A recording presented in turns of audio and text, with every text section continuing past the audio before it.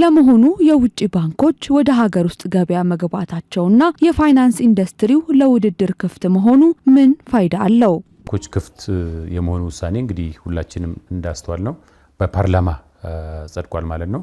ስለዚህ አዳዲስ የውጭ ባንኮች የኢትዮጵያን የባንክ ኢንዱስትሪ ሲቀላቀሉ የምናይበት ጊዜ በጣም ቅርብ ነው ማለት ነው። ከዚህ ጋር በተገናኘ ብሔራዊ ባንክም ዝርዝር የሆኑ ያገባባቸውን በተመለከተ እንዴት ይገባሉ፣ እንዴት ኦፕሬት ያደርጋሉ የሚለውን ዶክመንትም እየተዘጋጀ ነው። በአዋጅም እንደዚሁ ጸድቋል ማለት ነው።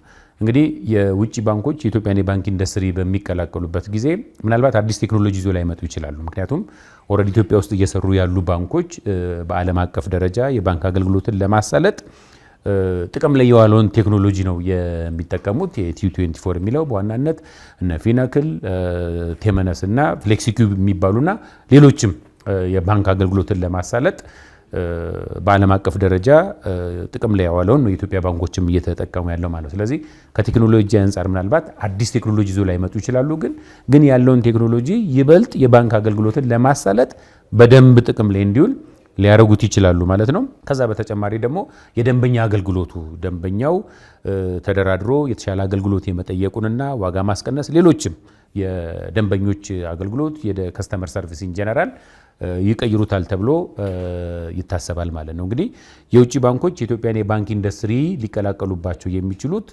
የተለያዩ አይነት የመግቢያ መንገዶች ተቀምጧል ማለት ነው። የመጀመሪያው ለምሳሌ ኬንያ ላይ ያለ አንድ KCB ኬንያ ኮሜርሻል ባንክ የኢትዮጵያን የባንክ ኢንዱስትሪ ለመቀላቀል አዲስ አበባ ላይ፣ ሐዋሳ ላይ፣ ባህር ዳር፣ ጅማ፣ ነቀምት ላይ ቅርንጫፍ ሊከፍት ይችላል ማለት ነው። ስለዚህ አንዱ የውጭ ባንኮች የሚገቡበት መንገድ ቅርንጫፍ መክፈት ሊሆን ይችላል። ሁለተኛው ደግሞ ተቀጽላ ማለት ነው። ለምሳሌ የኢትዮጵያ ንግድ ባንክ ደቡብ ሱዳን ላይ፣ ጅቡቲ ላይ ተቀጽላ ሆኖ ራሱን የቻለ በቦርድ የሚመራ ማለት ነው። ጅቡቲ ላይ ያለው የኢትዮጵያ ንግድ ባንክ በቦርድ ነው የሚመራው፣ ደቡብ ሱዳንም ላይ ያለው በቦርድ ነው የሚመራው። ስለዚህ ራሱን የቻለ ተቀጽላ ሆነው የኢትዮጵያን የባንክ ኢንዱስትሪ ሊቀላቀሉ ይችላሉ ማለት ነው። ሌላኛው ወኪል ቢሮ መክፈት አሁን ስናይ በአፍሪካ ላይ ለምሳሌ በጣም በትልቅነታቸው የሚታወቁ የተለያዩ የአፍሪካ ባንኮች እዚህ ላይዘን ኦፊስ አላቸው። ስታንዳርድ ባንክ ግሩፕን ማየት እንችላለን።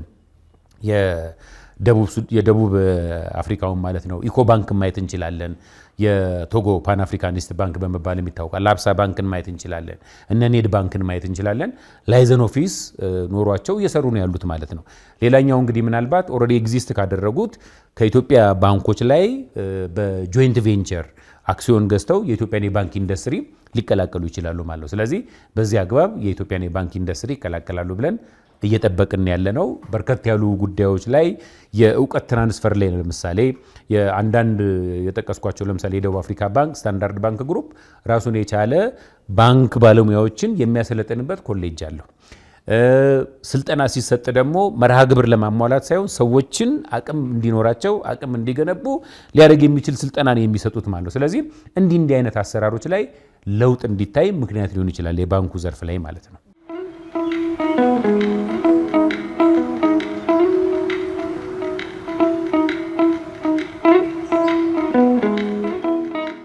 ባንኮች መዋሃድ አለባቸው ስንል ምን ማለታችን ነው? እንደ ኢትዮጵያ ንግድ ባንክ አይነቶችን ስናይ አቅም ገንብተው በጣም ከፍተኛውን የገበያ ድርሻም አላቸው። የኢትዮጵያ ባንክ ኢንዱስትሪ ላይ ድንበር ተሻግሮ የመስራትም ልምምዱ አለ ማለት ነው ንግድ ባንክ ላይ። ከዛ ውጪ ወደ 4-5 የሚሆኑ የግል ባንኮች በአፍሪካ ደረጃ የተሻለ ተወዳዳሪ ሆነው ሲሰሩ እናያለን። ሌሎቹን ባንኮች ስናይ ግን አቅም ከመፍጠር አንጻር አብዛኞቹ በመጠንም አነስ ያሉ ናቸው። እዚህ ጎረቤት ሀገር ካሉ ከነ ዩጋንዳ፣ ከነ ሩዋንዳ፣ ከነ ኬንያ ባንኮች ጋር ስናወዳድራቸው ማለት ነው። ስለዚህ አቅም መገንባት አለባቸው። የሚገቡትን የውጭ ባንኮች የተሻለ ለመወዳደርና የተሻለ የባንክ አገልግሎት ለመስጠት የሚያስችላቸውን አቅም መገንባት አለባቸው። ከዚህ አንጻር ተቆጣጣሪው ባንክ የኢትዮጵያ ብሔራዊ ባንክ 2018 ሰኔ ወር ላይ ሁሉም ኢትዮጵያ ውስጥ ኦፕሬት የሚያደርጉ የሚሰሩ ኢትዮጵያዊ ባንኮች የተከፈለ ካፒታላቸው ከ5 ቢሊዮን እና ከዛ በላይ መሆን እንዳለበት በመመሪያ ደረጃ አስቀምጧል ማለት ነው። ስለዚህ ይሄ ህግ ተፈጻሚ ሊሆን እንግዲህ ከአንድ ዓመት ከምናምን ጊዜ ነው የቀረን። እነዚህ 5 ቢሊዮን ያልሞሉ ወደ 15 ገደማ ባንኮች 5 ቢሊዮን አልሞሉም። ስለዚህ ያላቸው ዕጣ ፈንታ ምንድነው? መዋሃድ ነው ማለት ነው። ስለዚህ በመዋሃድ አንደኛው ባንክ ሌላውን በመግዛት አቅም እንዲገነቡ ይሆናል ማለት ነው። አቅማቸውን ማጠንከር አለባቸው። ስለዚህ የተሻለ ተወዳዳሪ መሆን አለባቸው ማለት ነው። ኢኮኖሚው በጣም እያደገ ነው። ይህን እያደገ ያለ ኢኮኖሚን ፋይናንስ ሊያደርግ የሚችል ሊደግፍ የሚችል አቅም ያለው የተሻለ ተወዳዳሪ ባንክ መፈጠር አለበት ማለት ነው። ስለዚህ ምናልባት ከተወሰነ ዓመት በኋላ ከአንድ ዓመት ከሁለት ዓመት በኋላ 32 ባንክ ላይ ኖረን ይችላል። በመጠን በቁጥር መጠነኛ የሆኑ በአቅም ግን ጃይንት የሆኑ ባንኮች ሊፈጠሩ ይችላሉ ማለት ነው ኢትዮጵያ ውስጥ እና ይሄ መርጀርና አኩዚሽን ግዥና ውህደት ሊፈጠር ይችላል ማለት ነው። ሰጠውም የባንክ አገልግሎት እያነሰ በሞባይል ባንኪንግ አማካኝነት፣ በኢንተርኔት ባንኪንግ አማካኝነት፣ በካርድ ባንኪንግ አማካኝነት የምናደርገው ክፍያና ግብይት እያደገ ይመጣል ነው። ከዚህ ጋር ተያይዞ የቅርንጫፍ ቁጥሮችም እያነሱ የዲጂታል አገልግሎት የምንሰጥባቸው ፕላትፎርሞች ደግሞ እያደጉ ይመጣሉ ማለት ነው። የውጭ ባንኮች ደግሞ ይሄንን ሲቀላቀሉ እንዴት የተሻለ የባንክ አገልግሎት መስጠት ይቻላል የሚለውን ቀደም ብዬ እንደገለጽኩት የኖሌጅ ትራንስፈር፣ ከዛ ውጭ ደግሞ ኢትዮጵያዊ ባንኮችም አቅም የመገንባት ስራ ላይ የተሻለ እንዲሰሩ ይሆናል ማለት ነው። ሌላ የውጭ ባንኮች የኢትዮጵያን የባንኩን ዘርፍ በሚቀላቀሉበት ጊዜ የሚቀላቀሉት የውጭ ምንዛሪ ይዘው ነው የሚመጡት ማለት ነው። ስለዚህ የተቀመጠው 5 ቢሊዮን የኢትዮጵያን የተከፈለ ካፒታል 5 ቢሊዮን መሆን አለበት ተብሎ የተቀመጠው ለውጭ ባንኮችም ይሰራል ማለት ነው። የኢትዮጵያን የባንኩን ኢንዱስትሪ ለመቀላቀል ቢያንስ 5 ቢሊዮን እና ከዛ በላይ የኢትዮጵያ ብር ማሟላት እንዳለባቸው በመመሪያ ደረጃ በዳይሬክቲቭ ደረጃ ተቀምጧል ማለት ነው እና ኢትዮጵያዊ ባንኮች ወደ ውጭ መውጣት አለባቸው። ለምን? የውጭ ባንኮች የኢትዮጵያን የባንኩን ዘርፍ ሲቀላቀሉ የውጭ ምንዛሪ ይዘው ይመጣሉ። የነሱ ባለአክሲዮኖቻቸው፣ የነሱ ኢንቨስተሮቻቸው፣ ባለቤቶቻቸው ያሉት ውጭ ስለሆነ በአመቱ መጨረሻ ላይ ያላቸውን ትርፍ ለነዚህ ባለቤቶች የማከፋፈል ኃላፊነት ስላለባቸው የውጭ ምንዛሬ አውትፍሎ ሊኖር ይችላል ማለት ነው። ያንን እንዴት አድርገን ነው ልናካክስ የምንችለው? ኢትዮጵያዊ ባንኮች አቅም ገንብተው ልክ እንደ ኢትዮጵያ ንግድ ባንክ ደቡብ ሱዳን ላይ፣ ሌሎችም የአፍሪካ ሀገራት ላይ፣ ጅቡቲም ላይ፣ ሌሎችም የመሳሰሉት የአፍሪካ ሀገራት ላይ የውጭ ባንክ ሆነው መግባት አለባቸው። ስለዚህ እነሱም የውጭ ምንዛሪ ወደ ሀገር ውስጥ እንዲገባ ምክንያት መሆን አለባቸው ማለት ነው።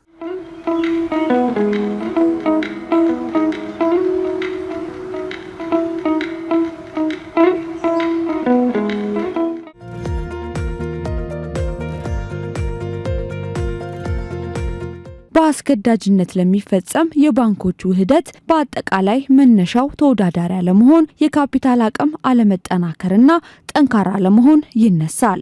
ለመሆኑ የባንኮች መዋሃድ ምን አይነት ችግሮችን ሊፈታ ይችላል? እንግዲህ ቀደም ብዬ እንደገለጽኩልሽ ብሔራዊ ባንክ በ2018 ሰኔ ላይ የተከፈለ ካፒታላቸውን 5 ቢሊዮን ብር ማድረግ አለባቸው። በርከት ያሉ አነስ ያሉ ባንኮች አሉ። እነዚህ አቅማቸውን መገንባት አለባቸው። ወደ ምን ይመጣል ማለት ነው? ወደ መዋሃድ። ምናልባት ተለቅ ያሉት ባንኮች ደግሞ አነስ ያሉትን ወደ መግዛት፣ ይሄ መርጀር ኤንድ አኩዚሽን የምንለው ማለት ነው፣ ወደዛ ይመጣል ማለት ነውና ይሄ ምርጫ ጉዳይ አይደለም የሚሆነው። ይሄ መርጀር እና አኩዚሽን ብሔራዊ ባንክ ዳይሬክቲቭ ላይ በግልጽ እንዳስቀመጠው በሁለት አይነት መልኩ ሊፈጸም ይችላል። አንደኛው ባንኮች ለብሔራዊ ባንክ አሳውቀው ብሔራዊ ባንክ በሚሰጠው አቅጣጫ መሰረት በራሳቸው ፍላጎት መዋሃድ ነው። ካልሆነም ደግሞ ተቆጣጣሪው አካል ሌላም ዓለም ላይ ያሉ ባንኮች ሲዋሃዱ ለብሔራዊ ባንክ በአስገዳጅነት፣ ለምሳሌ የናይጄሪያን ኤክስፒሪየንስ መውሰድ እንችላለን። ናይጄሪያ ውስጥ 109 ባንኮች ነበሩ። የዛሬ 10 ዓመት 12 ዓመት አካባቢ ማለት ነው። ኦባሳንጆ የሀገሩ መሪ በነበሩበት ጊዜ ማለት ነው። እነዚህ 109 ባንኮች ወደ ስንት ነው ያነሱት? ወደ 23 ጠንካራ ባንክ ማለት ነው። ስለዚህ የሚመጣውን ውድድር ለመገዳደርም አቅምም ለመገንባትም ለደንበኛውም ለሚጠይቀውም ጥያቄ ተገቢውን ምላሽ ደንበኛው በሚፈልገው አይነት መልኩ ፋይናንስ ለማቅረብም አቅም መገንባት አለባቸው ማለት ነው። ስለዚህ ውህደት በፍላጎት ሊሆን ይችላል ብሔራዊ ባንክ በሚሰጠው አቅጣጫና መመሪያ መሰረት፣ ካልሆነም ደግሞ ብሔራዊ ባንክ ራሱ በአስገዳጅነት እንዲዋሃዱ ሊያደርግ ይችላል ማለት ነው እና አለመዋሃድ እንደ መብትም የሚነሳ አይደለም። የካፒታል መጠናቸውን ይጨምራሉ ማለት ነው። ስለዚህ እዚህ ኬንያም ላይ ስናይ፣ ናይጄሪያም ላይ ስናይ እኛ አገር እንዲያውም የተቀመጠው 5 ቢሊዮን ብር የተከፈለ ካፒታል ምናልባት ሰኔ 2018 ላይ የግል አስተያየቴ ነው 5 ቢሊዮን መሆኑ ቀርቶ ተጨማሪ የተከፈለ ካፒታል 10 ቢሊዮን ሊሆን ይችላል፣ 15 ቢሊዮን ሊሆን ይችላል፣ ወይም ደግሞ ከ5 ቢሊዮን በተወሰነ ደረጃ ፈቅ ያለ የተከፈለ ካፒታል መኖር አለበት የሚል መመሪያ ሊኖር ይችላል ማለት ነው። ምክንያቱም አቅማችንን መገንባት አለብን ማለት ነው። ለምን የ5 ቢሊዮን የተከፈለ ካፒታል ባንኮች 2018 ሰኔ ላይ ማድረግ አለባቸው ተብሎ ብሔራዊ ባንክ መመሪያ ሲያወጣ የነበራቸው አቅም በኢትዮጵያ ብር ያለው ወደ ውጭ ምንዛሬ ሲመነዘር ያለውና አሁን ስናወዳድረው አሁን በጣም አነስተኛ ሆኖ ነው የምናየው። ስለዚህ ካፒታል መጠንን መጨመር ማለት ለደንበኛው የሚፈልገውን ለባለድርሻ አካላት መስጠት የሚገባቸውንና ባንኮችም በብድር መልክ በተለያየ አይነት መልኩ ፋይናንስ ለማድረግ ያላቸውን አቅም ስለሚገነባላቸው የካፒታል ማሳደግ አቅም መገንባት ይሄ ለድርድር የሚቀርብም ጉዳይ አይደለም።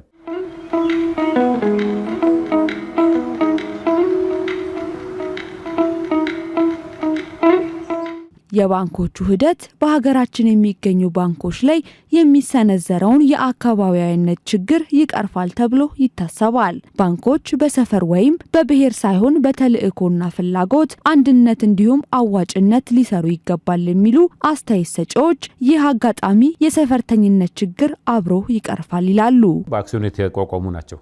ስለዚህ ባለ አክሲዮኑ ኢትዮጵያዊ ነው። የትም አካባቢ ይሁን ምንም አይነት ቋንቋ ሊናገር ቢችል ኢትዮጵያዊ ነው። ኢትዮጵያ ውስጥ ያሉ ባንኮች ናቸው የሚዋሃዱት።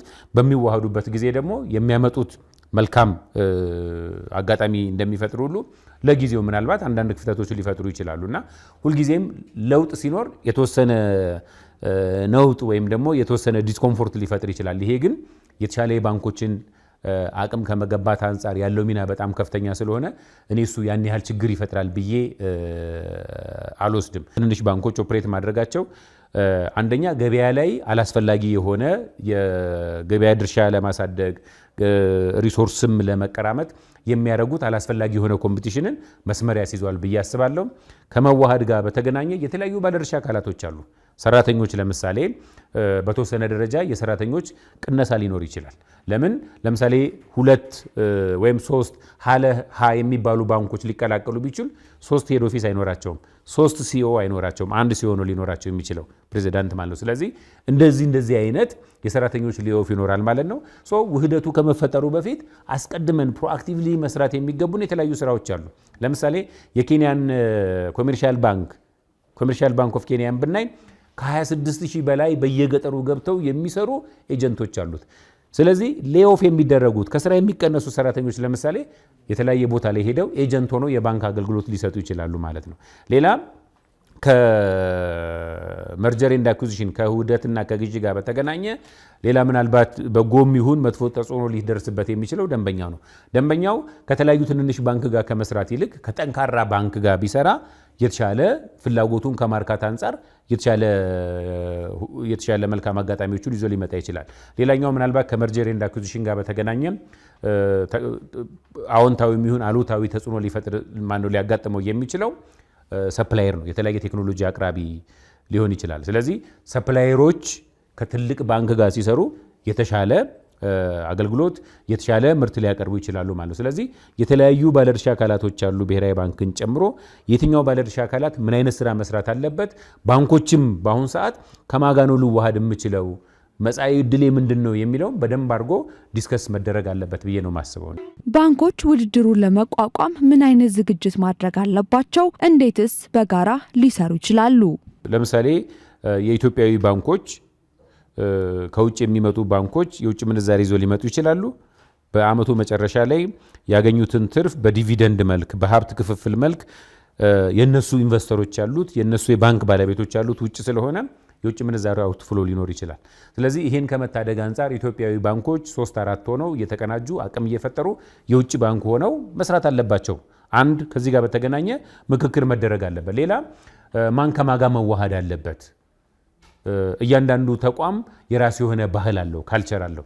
ተመሳሳይ የሆነ ካልቸር ያለው ተመሳሳይ የሆነ ሲስተም ያለው ማን ከማን ጋር መዋሃድ አለ ብለው ይህንን በውይይት ደረጃ መነጋገር መመካከር አለባቸው ማለት ነው። ስለዚህ እነዚህ አይነት ነገሮች አስቀድመው ከተሰሩ ምናልባት በውህደት እና የውጭ ባንኮች የኢትዮጵያን የባንኩን ዘርፍ በመቀላቀላቸው ሊፈጠሩ የሚችሉ ተግዳሮቶችን ቀንሶ የተሻለ ተጠቃሚ መሆን ይቻላል የሚል እይታ አለኝ።